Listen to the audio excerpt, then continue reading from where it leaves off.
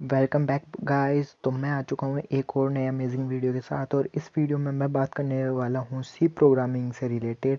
और इस वीडियो में हम जिन टॉपिक्स पर बात करेंगे वो टॉपिक्स मैंने यहाँ पे सामने लिख रखे हैं, वो आप देख सकते हैं। और मैं स्टार्ट करने जा रहा हूँ सी प्रोग्रामिंग लैंग्वेज की एक पूरी सीरीज़, जिसमें हम बात करेंगे सी प्रोग्रामिंग लैंग्वेज से रिलेटेड। तो मैं आपको ये टॉपिक्स के बारे में बताता हूँ। और इस वीडियो में हम बात करेंगे व्हाट इज़ प्रोग्रामिंग, प्रोग्रामिंग क्या है, why we need to learn C first, यानी सी प्रोग्रामिंग लैंग्वेज को ही सबसे पहले सीखने की ज़रूरत क्यों है, और हिस्ट्री ऑफ सी लैंग्वेज। ये इतनी चीज़ें हम इस वीडियो में डिस्कस करेंगे। तो चलते हैं हम आगे। What is programming. पहली बात यह है कि प्रोग्रामिंग क्या है। अगर आपको प्रोग्रामिंग नहीं पता तो फिर आप आगे कैसे बढ़ोगे कि सी क्या है वगैरह वगैरह। तो programming is a process of communication between machine and human. तो प्रोग्रामिंग एक ऐसा प्रोसेस है जो कम्युनिकेट करते हैं ह्यूमन और मशीन के बीच। यानी मेरे कहने का मतलब ये है कि एक मशीन ह्यूमन की लैंग्वेज नहीं समझ सकती और एक ह्यूमन या इंसान मशीन की लैंग्वेज नहीं समझ सकता। तो उन दोनों के बीच बातचीत का जो माध्यम होता है वो प्रोग्रामिंग लैंग्वेज है। उसके थ्रू ही ह्यूमन मशीन से बात कर पाता है, उसे ऑर्डर दे पाता है, उसे टास्क दे पाता है, या आप कह सकते हो उसे इंस्ट्रक्शंस दे पाता है रन करने के लिए, कोई चीज़ करवाने के लिए। और सेकंड पॉइंट है this process happen using a language. ये जो जितना भी काम है वो एक लैंग्वेज के थ्रू होता है। जैसे हिंदी लैंग्वेज है, इंग्लिश लैंग्वेज है, उसी तरह लैंग्वेज के थ्रू ये काम होता है, वो लैंग्वेजेस जो मशीन समझती है। वैसे तो मशीन बाइनरी लैंग्वेज ही समझती है, जो 0 और 1 की डिजिट में चलती है binary language. But compiler programming language को बाइनरी लैंग्वेज में कन्वर्ट करने का वर्क करता है ऑपरेटिंग सिस्टम के अकॉर्डिंग।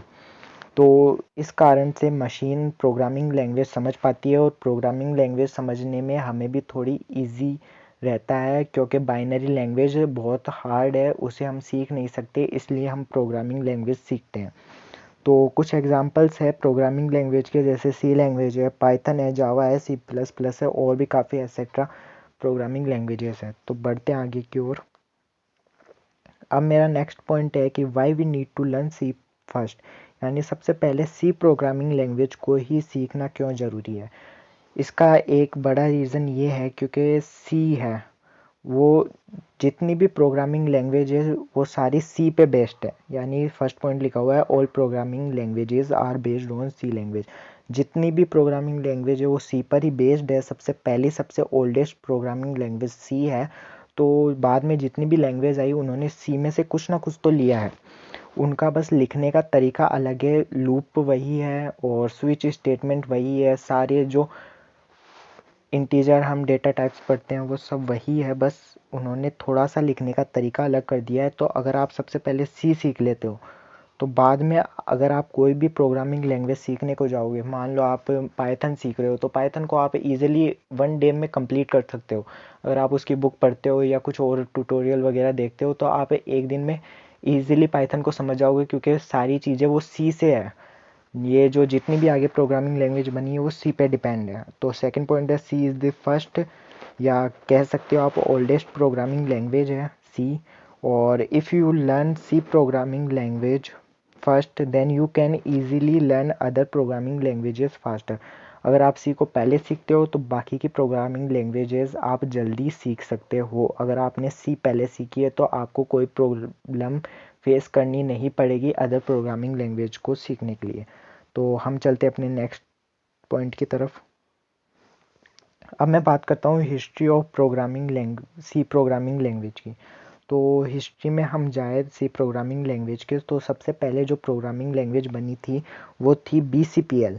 BCPL नाम से एक प्रोग्रामिंग लैंग्वेज बनी थी जिसे डेवलप किया गया था मार्टिन रिचर्ड्स के द्वारा। जो BCPL थी वो इन्होंने ही बनाई थी, और फुल फॉर्म है BCPL की, बेसिक कॉम्बाइंड प्रोग्रामिंग लैंग्वेज। ये फर्स्ट प्रोग्रामिंग लैंग्वेज थी, ये बनी थी 1966 में। आप बस इसे देख लो, आपको ज़्यादा यानी ध्यान देने की ज़रूरत नहीं है। यहाँ पे बहुत ही इजी टॉपिक है। हिस्ट्री वैसे आपको कोई पूछेगा भी नहीं, पर कई जगह हिस्ट्री में से भी कुछ चीज़ें पूछ ली जाती है। तो सबसे पहले BCPL बनी थी। अब अपन सेकंड चलते हैं, तो सेकंड में बी लैंग्वेज आई। कैन थॉमसन ने डेवलप की थी बी लैंग्वेज, और जो ये बी लैंग्वेज है वो BCPL को ही इम्प्रूव करके नई लैंग्वेज बनाई गई थी, उसी का नाम बी लैंग्वेज रख दिया गया था, और ये बनी थी 1969 में। आप स्क्रीन पे देख सकते हैं, आपको पॉइंट्स लिखे हुए हैं, आप चाहे तो इनके नोट्स भी बना सकते हैं। तो चलते हैं हम आगे की ओर।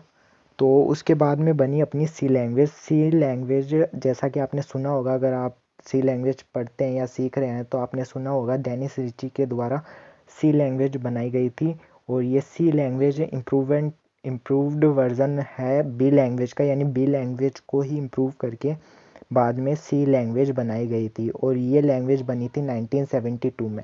तो ये चीज़ें आप याद रखें कि बी लैंग्वेज को इम्प्रूव करके सी लैंग्वेज बनाई गई थी, डेनिस रिची ने सी लैंग्वेज बनाई थी, और 1972 में सी लैंग्वेज को बनाया गया था। इतनी चीज़ें है हिस्ट्री में, और बाकी की चीज़ें आपको नहीं पूछी जाएगी, तो आप इन चीज़ों को याद रख सकते हैं। और मेरा वीडियो इतना ही है। Thanks for watching. अगर आपको कुछ समझ में आया तो मैं नेक्स्ट वीडियो भी जल्द लेके आऊँगा सी लैंग्वेज से रिलेटेड। प्लीज़ चैनल को सब्सक्राइब कर दीजिए, लाइक कर दीजिए वीडियो, और ज़्यादा से ज़्यादा शेयर कीजिए उन स्टूडेंट्स को जो सी लैंग्वेज को सीखना चाहते हैं।